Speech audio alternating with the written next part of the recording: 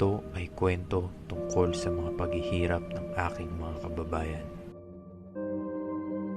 Ito ang magsisilbing simbolo upang gisingin at imulat ang kanilang mga matang nakapiring.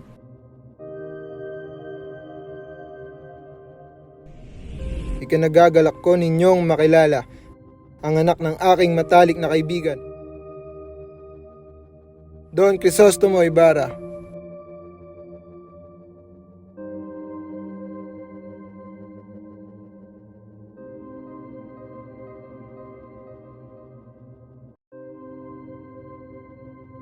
Kung may ahalin tulad ko sa isang aklat ng pagmamahal ko sa'yo, handa akong sumulat ng walang hanggang pahina upang masabi ko lang kung gaano kita iniibig.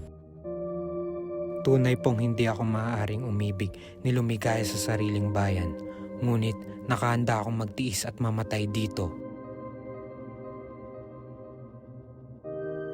Ang bayan po'y di dumaraing dahil siya'y pipi. Di tumitinang dahil natutulog. Subalit darating ang panahong malalantad nito sa inyo at mapapakinggan ang kanyang mga panaghoy. Ibarra, takas! Pagsapit ng araw na ito, sasambulat sa lahat ng dako ang mga naipong luha, imutok at buntong hiningang matagal na panahong kinimkim sa puso ng bayan.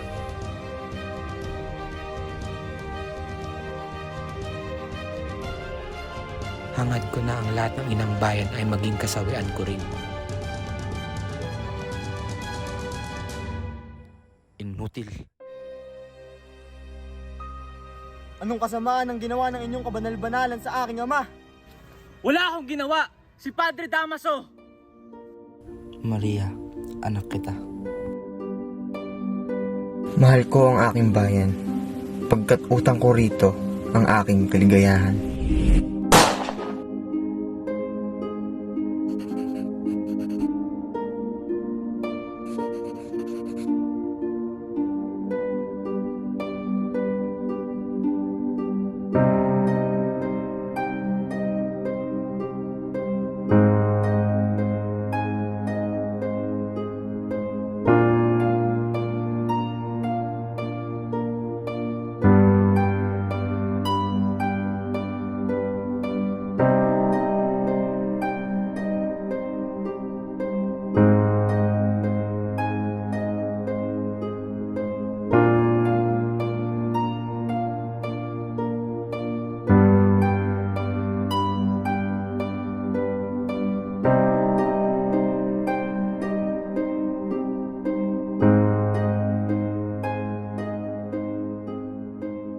Bayang ito ay may sakit.